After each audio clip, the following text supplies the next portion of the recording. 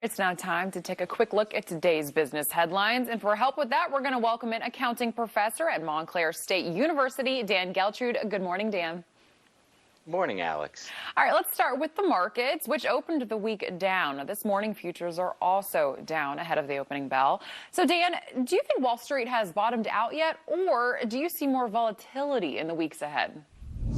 Well, I definitely see more volatility in the weeks ahead. And even this week, first of all, we have Nancy Pelosi going over to Taiwan. We see a lot of saber rattling and uncertainty about what's going to happen this morning there. So I think the markets are a little skittish. And we have quite a bit of corporate earnings that'll be out this week. So I anticipate the market will continue to, react the same way, up and down.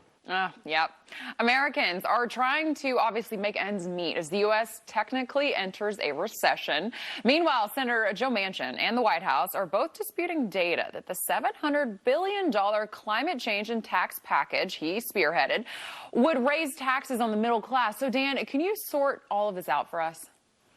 Well, we have to wait and see what this looks like in its final form. But if you look at it in general terms here, when you're raising taxes on corporations, which no one is disputing is going to happen, these corporations are going to pass those costs along. So what does that mean? Really more inflation for the U.S. consumer, which I think we all know is a form of a tax right there. So I do believe whether technically there's going to be a direct tax on people making less than $400,000 or not, I think people are going to feel it in the pocketbook either way. So I think what we see right now, a lot of spin and a lot of spending. Well, the U.S. government had expected to make $114 billion on student loans over the past 25 years, but now it's actually expected to lose nearly $200 billion on them, according to a federal watchdog agency. So, Dan, does this have any relation to the pandemic relief bills? Yeah, it does, because this is being driven by the pause in making payments related to student loans. So obviously, the U.S. government right now is taking the hit. The bigger picture here, Alex, is we need a complete overhaul of the student loan program. And until we do that, we're going to continue to see these types of problems on both sides of the equation, meaning the U.S. government and certainly for our students out there taking these loans. Absolutely. This is an interesting one. So you may recall a couple months ago, thousands in the UK tested out a 4-day work week with no cut in pay. It was the world's largest trial of a 4-day work week so far, and the results are officially in. So, Dan, what came out of this experiment?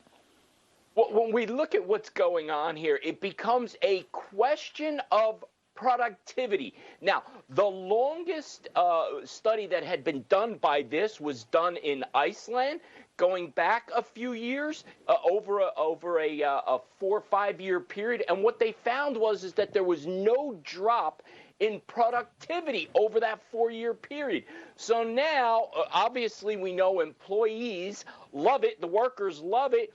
As far as for the employers, well, maybe it's okay. Interesting. Okay. Very interesting. A 4-day work week. All right. How about this? Now, it's been speculated, but now Liv's Golf's commissioner, Greg Norman, has officially confirmed that they actually offered insight onto the mind-blowing deal Tiger Woods turned down from Liv.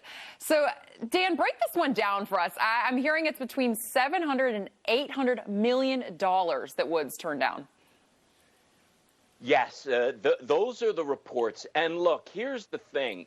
Tiger Woods, that's a lot of money, Alex. Nobody's going to dispute that. However, Tiger Woods has enough money to be able to turn that down, right? So Tiger Woods being a billionaire himself, yes, he can turn down $700 million. Other golfers, not so much. So although I think it's convenient for him to make a stand on this issue, if he didn't have that kind of money, I think it would be a lot more difficult. And that's why we see other golfers accepting those funds. Can you imagine having the ability to be able to just turn down $800 million? Unbelievable. Dan Geltrude, good for him. Thank you so much for coming on this morning. We really appreciate it. Thank you, Alex.